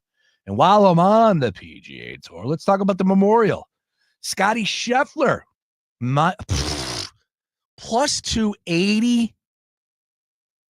That is unbelievable. Yeah, that deserves. My Lord. Come on. You can't bet that. Who in their right mind is going to play Scotty Scheffler at plus 280? It's ridiculous. No, watch, he'll win it. It's a pretty good field, though, so I wouldn't go too crazy just yet. He's incredible. I get it. I know. He does Scotty things. I don't know. I know he came up short in the Charles Schwab, but did you see that one hole where, I know, played 4 straight rounds, but there was a tee shot that he hooked way left. And I mean, this dude, Scotty Scheffler, is literally on a hill with rocks. They find the ball miraculously out of nowhere. Scheffler on the side of a hill, I think he goes 190, 195. The announcer is like, all right, you don't want to get too crazy. You just want to find the fairway, get it back into play. And this way you can see if you can go ahead and get yourself a par. Scheffler, I believe it was 195 out, had no business doing this. And he puts it at like 10 feet from the cup. It's just Scotty things. Scotty's on a whole different level.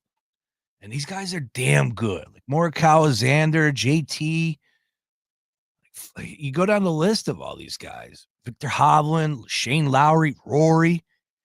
And as great as Rory is this year, I would still say Scotty just is on just a different level. And it's not me saying it. Justin Thomas said it too as well. He continues to set the bar.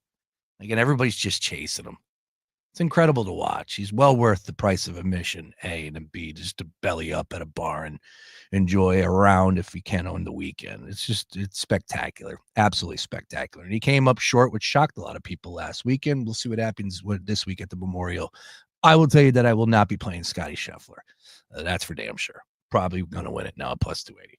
All right, daily ticket rolling on. Coming up next, we got a lot to get to. We'll continue to talk all things NBA playoffs. Let's get on over to some pucks and sticks and talk about the NHL playoffs. Are we going to have a rematch? And does that really intrigue you all that much? It should. I'll give you the reason why it's important to me. And I'm looking forward to that rematch of Florida and Edmonton on the other side. Plus 5 o'clock hour, back to the NBA playoffs when Sean Barnard joins the program to talk all things Knicks and Pacers. I wonder who he's taking tonight. My Lord. Yeah, it's the daily ticket. More after this. The city. Las Vegas. Vegas, make some noise!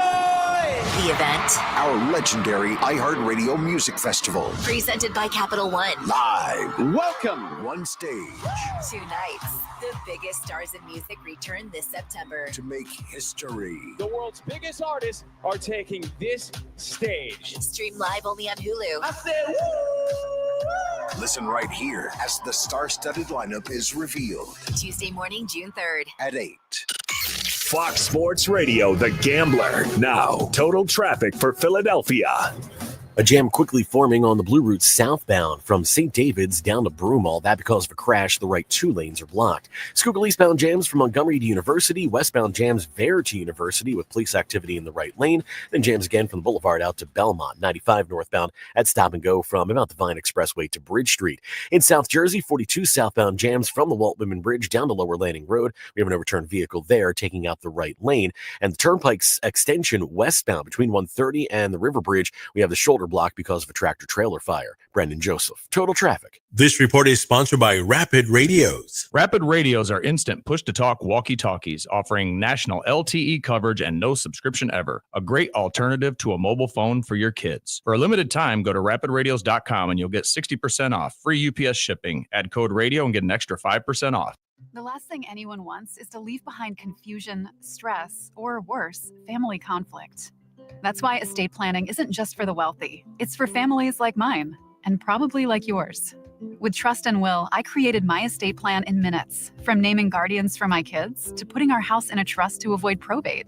Fast, affordable, and way easier than I thought. Every plan is designed by estate planning attorneys and customized for your state. Plans start at just $199 and include essentials like healthcare directives and power of attorney. With Trust and Will's bank-level security and built-in privacy protections, your personal information and your wishes stay safe. Whether you're newly married, raising kids, caring for aging parents, or just want peace of mind, Trust and Will makes it easy to protect what matters most. Go to trustandwill.com, use code RADIO at checkout, and save 20% on your personalized plan. Because there's no better time to protect the people you love. Trust and Will is an online estate planning service. See website for details. Run a business and not thinking about podcasting? Think again. More Americans listen to podcasts than ad-supported streaming music from Spotify and Pandora. And as the #1 podcaster, iHeart's twice as large as the next two combined. So whatever your customers are into, true crime, sports, comedy, culture, they'll hear your message. Plus, only iHeart can extend your message to audiences across broadcast radio. And all this reach means everything. Just think about the universal marketing formula. The number of consumers who hear your message times the response rate equals the results. Now let's get those results growing for you. Think podcasting can help your business? Think iHeart. Streaming, radio, and podcasting. Let us show you at iHeartAdvertising.com. That's iHeartAdvertising.com. Or call 844-844-iHeart. One more time, call 844-844-iHeart and get podcasting working for you. Camping is such an adventure. I love how there's a surprise around every corner. Except when I'm surprised with a sudden allergy attack. Luckily, I've got Claritin D to attack back. And I didn't even need a prescription for this. Get fast, powerful relief from your worst symptoms, like nasal congestion. It's so fast, it starts working in as little as 30 minutes. Now, I can enjoy sleeping under the stars instead of sneezing under them. Claritin clears. Use as directed. For a lot of us, saving up a down payment can be the biggest barrier to buying a home. So Rocket Mortgage is lowering down payments to 1% for eligible home buyers with One Plus. Because everyone deserves their shot at the American dream. Call 800-4ROCKET or visit rocket.com to get a head start on your starter home. Rocket Mortgage, LLC, licensed in all 50 states, NMLSconsumeraccess.org, number 3030. Hey, man, you all right? Need me to call 911? No, call Top Dog Law. Get top dollar for your accident at topdoglaw.com. Once again, that's topdoglaw.com.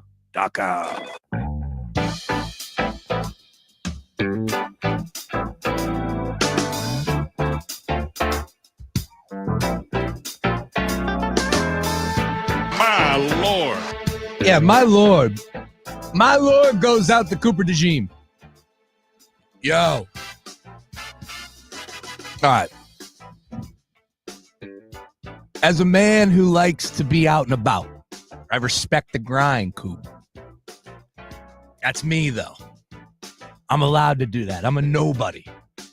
You are a professional athlete. You are a Super Bowl champion. You are a Philadelphia Eagle. You can't be like, all right, enough of the bar back and enough of, I know it's cool. I get it. Dude, he was at every shore bar this whole weekend. Like, it was amazing. I don't even know. Like, I don't even think it was possible how he was able to get around traffic. Was he on Michael Rubin's chopper? I don't even know. But he was literally next to our own Sam Ostry after the Union game. I saw a picture of him or a video of him at Ocean City, Maryland, of all places. I love Ocean City, Maryland, but okay. He was at the OD running around with Will Helms, handing out people the Jello shots with the whip. Like, Coop, I get it, man. It's great. It's awesome. Everybody loves you. You're a good-looking kid. You know, you can be incognito just a little bit, right? You can slide in the back door every once in a while. It's okay. You know, if everybody in the place doesn't know you're there. It's just one man's take, all right? Now, look, he's a rookie. He's coming off a rookie season that was incredible. Philadelphia is the best city when, of course, your sports teams are winning, right? Like, nothing is better than that. and they win the Super Bowl, and Coop is the best. Like, it's a great story. And dude, this kid, I know we were having some fun with it in the Gambler Gang group chat. Like, oh, we worried? I'm like, no, I'm not worried because he's that good of an athlete. Like, not at all. I don't even know if he boozes. I don't know. Have no idea. Right? It wouldn't shock me if he doesn't. Wouldn't shock me if he does. But, he was literally at every single shore point.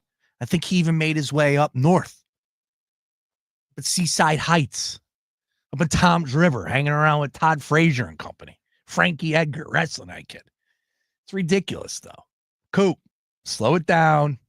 We're 100 days away from kickoff, my guy. All right? Now, if we could, go ahead and take your foot off the gas pedal. Find yourself a nice one. Be like Beef. Get wifed up for the summertime. Anyways, I kid. It's the Daily Ticket. Having some fun here. Cooper DeJean. Nobody's having a better summer than him. The unofficial start of summertime just happened, even though it doesn't feel like it so far. Metallica. It was good. I wore a sweatshirt and jeans on Sunday. It wasn't like, great weather. At least it was dry. We'll take that. I know that rain is coming our way over these next couple of days. No rain in the forecast this evening, I believe. So we will get the Braves and the Phillies game 1. Once again, keeping up with the number here. DraftKings Sportsbook. Still movement coming in. Ranger Suarez -112.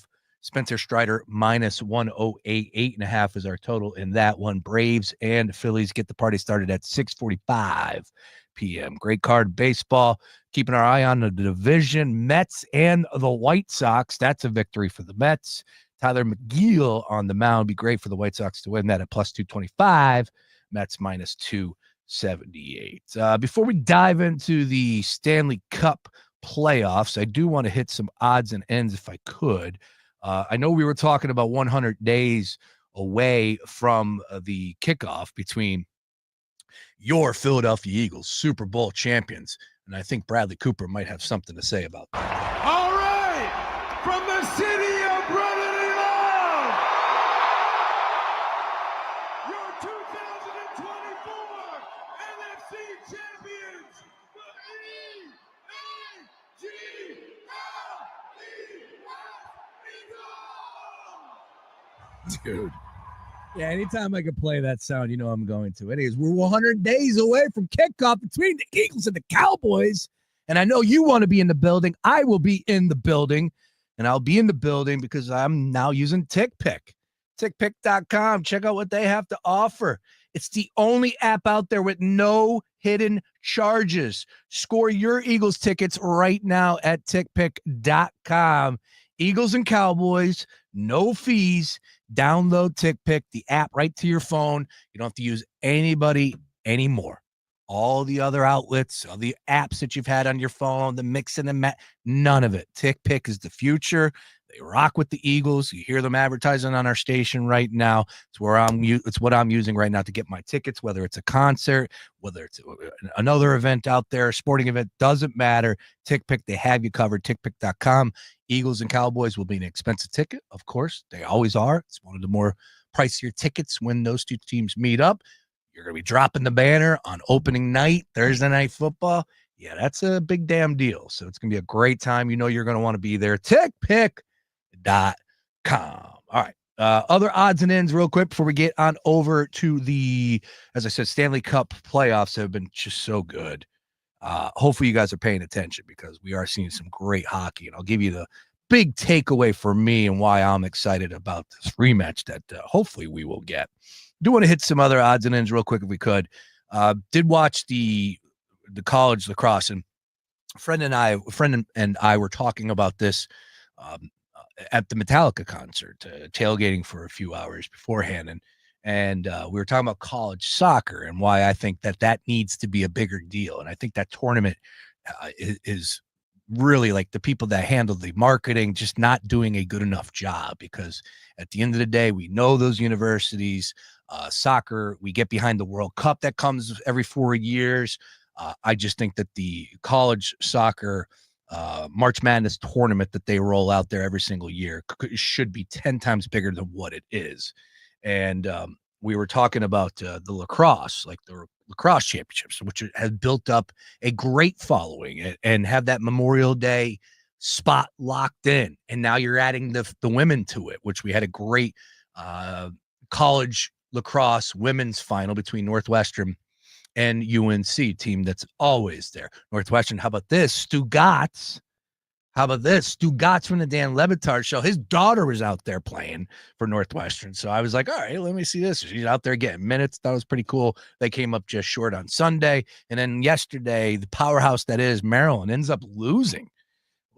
I was shocked by that. Cornell ended up getting them, and maybe to the people that pay attention a lot more than I do, they weren't surprised. But all in all, Maryland, if they're in the game, most of the time they're going to come off that victory. But we're talking about them playing the games at where they are, whether it's at Lincoln Financial Field or Baltimore or New England, and they're all hotbeds, no doubt about it.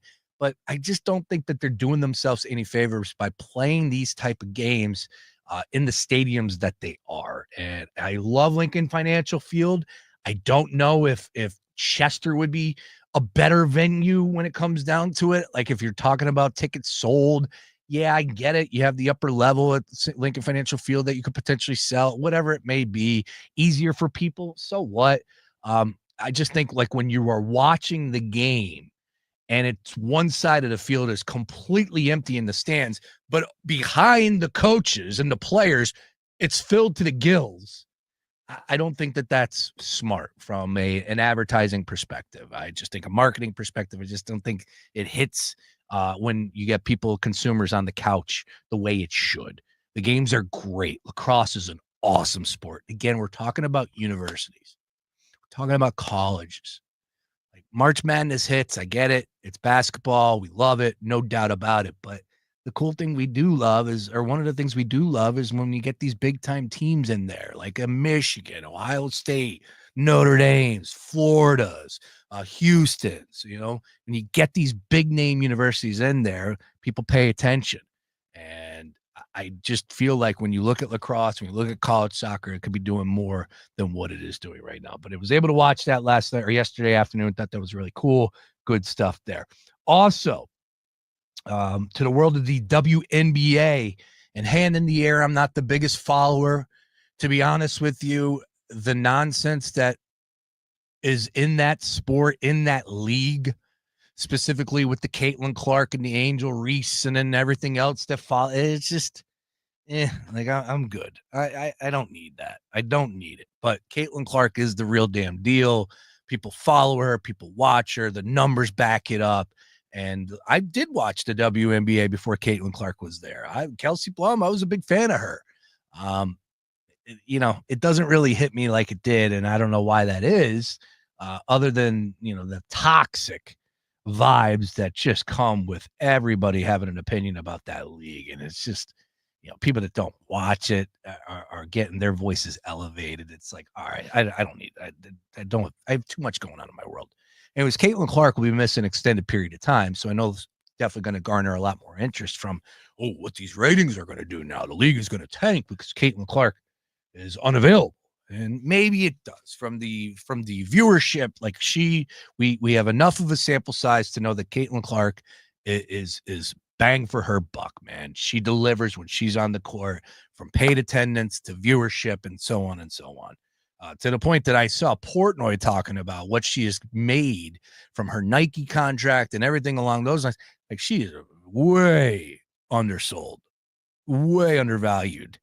I was surprised to hear some of the numbers. It was a Portnoy and Shannon Sharp conversation that was released a couple weeks ago that I was listening to, or I caught a clip of, and I thought that was very intriguing, the numbers that she has made. But we will see what happens over these next 2 weeks. I don't think she's going to be back anytime soon, but that is definitely something of note there. Caitlin Clark will be missing an extended period of time. And I would just say, when you start to talk about players that have that type of grip on their leagues, and if they do miss time, like if Shohei Ohtani is out for an extended period of time, which he has been, and then I know he did bat, and that's why he's not pitching. So that's tough, but I do believe he was hurt. He was missed a good period of time. People are still watching baseball. People are still tuned into the Yankees. There's a lot of big names out there.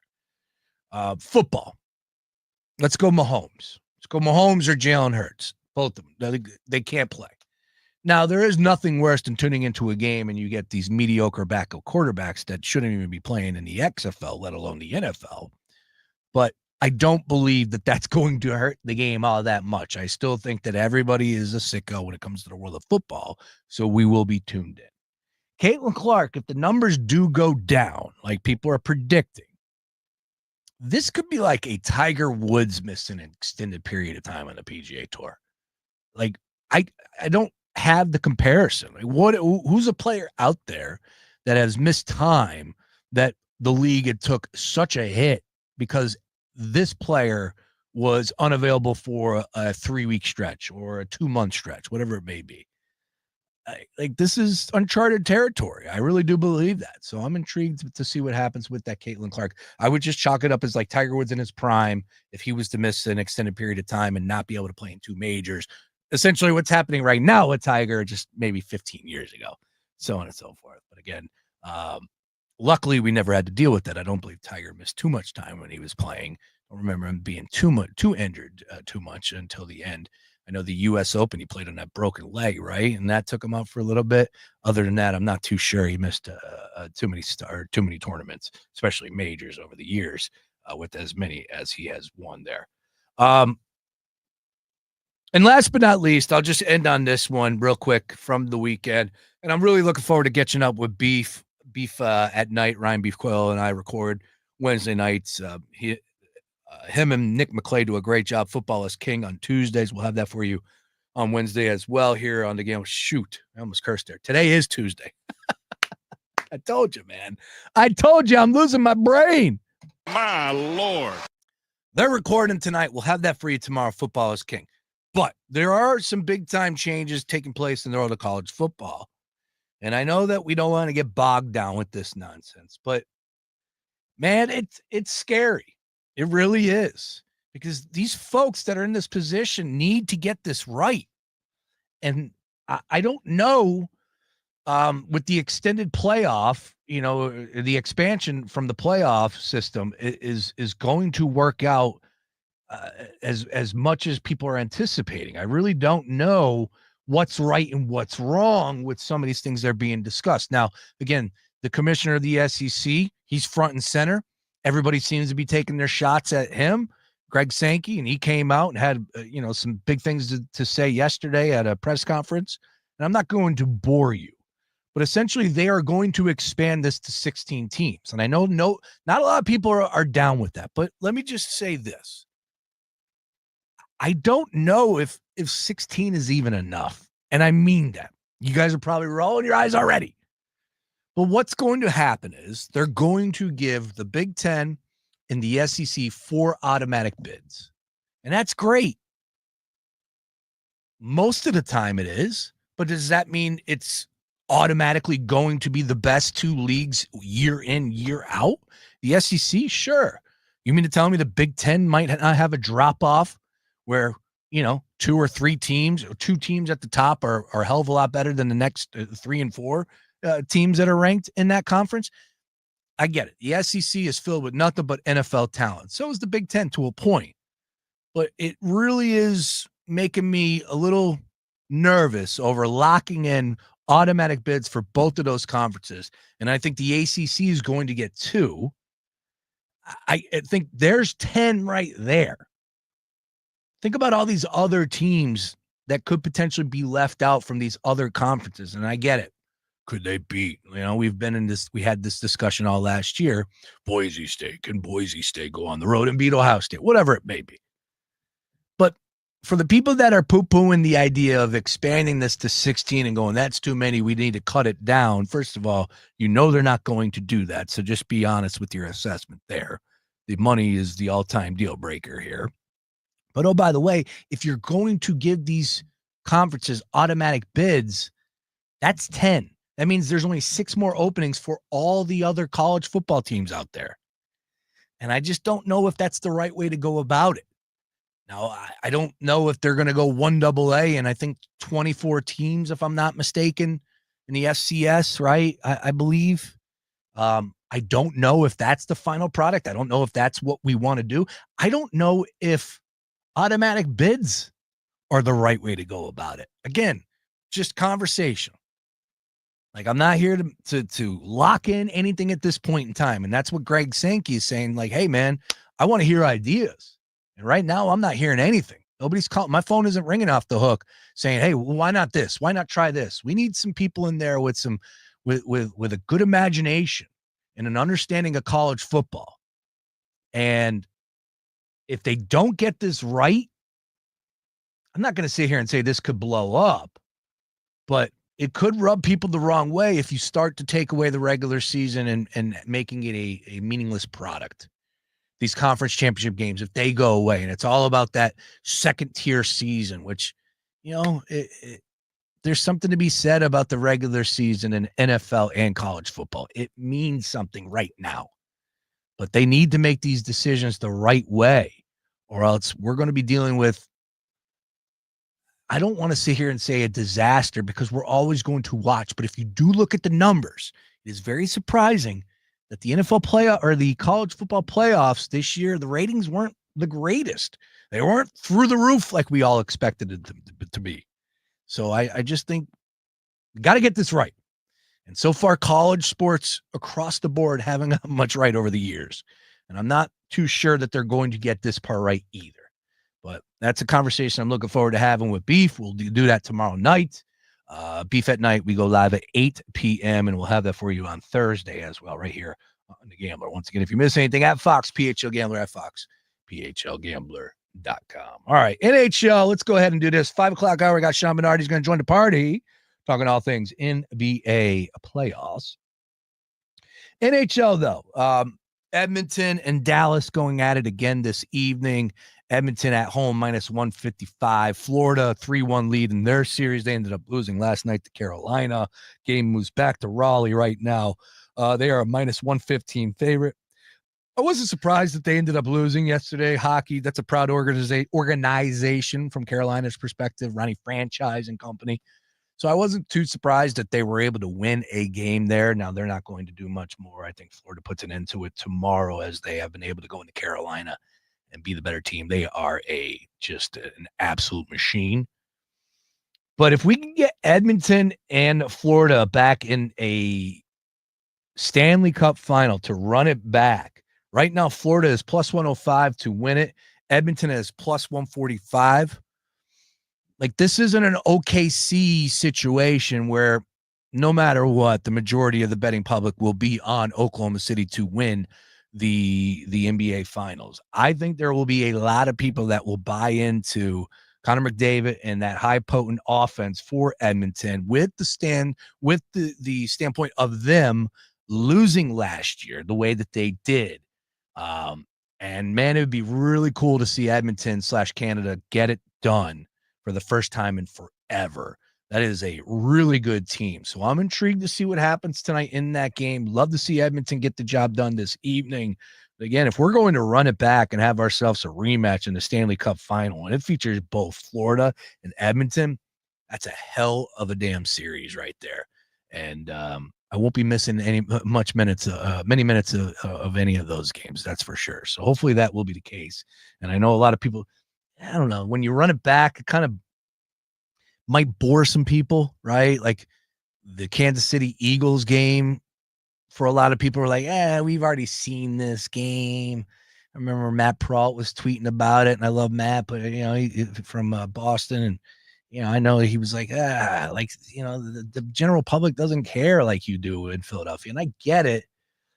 So most of the time people are down on rematches, right? You want to see some new blood in there, but that one, yeah, there's going to be some firepower in that one. So I don't want to hear any negative talk about a rematch if that is what we do get. We shall see what happens as far as the NHL playoffs are concerned. All right.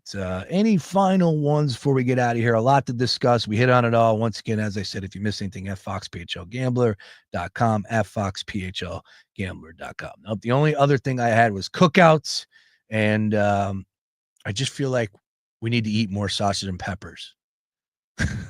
I had more to get into. I'm not going to do it now because I'm up against it. Man, sausage and peppers, when you're grilling, they're just as easy as a hot dog and burger. It is just as easy. Get yourself, you cut up the peppers and onions, whoosh, throw it on the oven, bing, bang, boom, fry them up, throw a little third cup of water, put the lid on the pan, let that go for about 5-10 minutes. Next thing you know, you got yourself some sauce or some peppers and onions off to the side, go out to the grill, throw those sausages on the grill. They're done in like 6 minutes tops. Boom. Get yourself some nice rolls, peppers and onions on top of it, mustard, no ketchup, just mustard. I think it's better than a hot dog and hamburger. I really do. I know. Some people out there might be rolling their eyes. It was a take from Memorial Day weekend. We'll have to bring that one out 4th of July when we're out there grilling again. I know we're going to be doing some barbecue stuff coming up here in June and July. So look forward to that. I'm a huge barbecue fan, and there's some great spots around the Delaware Valley, and I'm going to be on the search for the best barbecue dish in this area. I'm ready to go from Shore Point. I'm ready to rock out with Cooper DeJean, wherever he is. I'm ready to have myself a hell of a night with Coop and go find some barbecue around this great area of ours. And we'll be doing that with the fine folks over there at Gerhardt's, who had an awesome Memorial Day sale. Hopefully everybody took advantage of that. And we'll talk more about that one as we get a little bit closer to that date. All right, coming up next, though, Picks and Roll live coming to you with Sean Barnard, talking all things NBA playoffs, Knicks and Pacers. Do or die for the New York Knicks. Sean Barnard's going to take the Pacers. Yeah, let's remove all guessing right here, right now. You know what he's going to say. However, how did the Pacers lose that game after being up 20 and can Tom Thibodeau repeat that type of coaching performance? He's been getting his ass outcoached by Rick Carlisle for 2.5 games. That second half of that game, he did a great job. Can he duplicate that type of performance tonight? And will it be needed?